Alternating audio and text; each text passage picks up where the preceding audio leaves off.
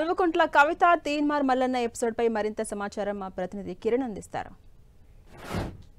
ఎమ్మెల్సీల తీరు తెలంగాణలో రాజకీయ రచ్చకు దారితీసినట్టుగా చెప్పుకోవాల్సి ఉంటుంది. నిన్న ఎమ్మెల్సీ కవిత మీద మరొక ఎమ్మెల్సీ చింతపండు నవీన్ చేసిన వ్యాఖ్యలు వివాదాస్తంగా మారడం, దీనికి సంబంధించి కూడా జాగృతి కార్యకర్తలు మల్లన్న ఆఫీస్ మీద దాడి చేయడంతో కూడా రాజకీయ రచ్చకు దారితీసినట్టుగా మనం చెప్పుకోవాల్సి ఉంటుంది. ఇప్పటికే వైపు ఎమ్మెల్సీ నవీన్ మరొక ఎమ్మెల్సీ కవిత మీద చేసిన వ్యాఖ్యలకు స్పందిస్తూ జాగృతి కార్యకర్తలు 11 గంటల ప్రాంతంలోని ఉప్పల్లోని మల్లన్న కార్యాలయం మీద దాడి చేయడం, ఆ తర్వాత మల్లన్న గన్ మీద దాడి చేయడంతో కూడా ప్రస్తుతానికైతే ఆ ఘటన ఉధృతకు దారితీసినట్టుగా చెప్పుకోవాల్సి ఉంటుంది. ప్రస్తుతానికైతే ఈ ఇరు ఘటనలకు సంబంధించి కూడా వైపు జాగృతి సంబంధించిన కార్యకర్తలు తమ మీద దాడి చేసేందుకు తన గన్మెన్ వెపన్ తీసుకుని తనను కాల్చే ప్రయత్నం చేశారంటూ కూడా మేడిపల్లి పిఎస్ లో ఉదయం జరిగిన ఘటనకు సంబంధించి చింతపండు నవీన్ మేడిపల్లి పోలీసులకు ఫిర్యాదు చేశారు. ఆ తర్వాత వెంటనే నిన్న ఒక సాటి ఎమ్మెల్సీ మీద అసభ్యకర వ్యాఖ్యలు చేశారంటూ కూడా ఈ ఘటన జరిగిన తర్వాత ఎమ్మెల్సీ కవిత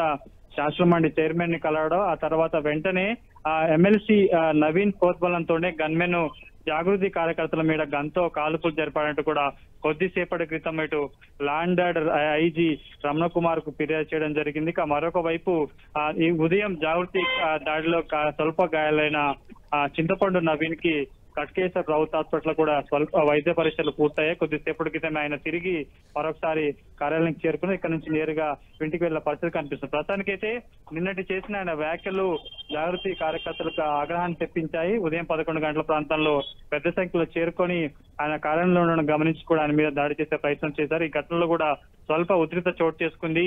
వెంటనే అటు తీన్మార్ మల్లన్న మీద ఇటు జాగృతి కార్యకర్తలు దాడి చేయబోతున్నట్టు కూడా ఒక అనుమానం రావడంతో కూడా గన్మెన్ 6 రౌండ్లు కాల్పులో జరిపాడు. ఆ తర్వాత జాగృతి కార్యకర్తలు కూడా స్వల్ప గాలిన పరిస్థితి తెలిసింది. ప్రస్తుతానికైతే ఈ ఘటనకు సంబంధించి పోలీసులు కూడా అనేక కోణాల్లో దర్యాప్తు చేస్తున్నారు.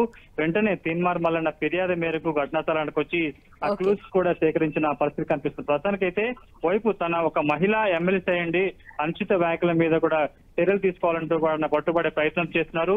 రాజకీయ వైపు ఆయనని కట్టడి చేసే ప్రయత్నం చేస్తూ కూడా అన్ని రకాలుగా ఆయన కట్టడి చేసే ప్రయత్నం చేస్తున్నారు. రేపు మహిళా కమిషన్ కూడా ఎమ్మెల్సీ కవిత కలబోతూ అందుకు సంబంధించి కూడా మహిళా కమిషన్ చైర్మన్ ని అపాయింట్మెంట్ కోరినట్టుగా మనకైతే సమాచారం వస్తుంది. Jhansi Rani. Right, thank you Kiran.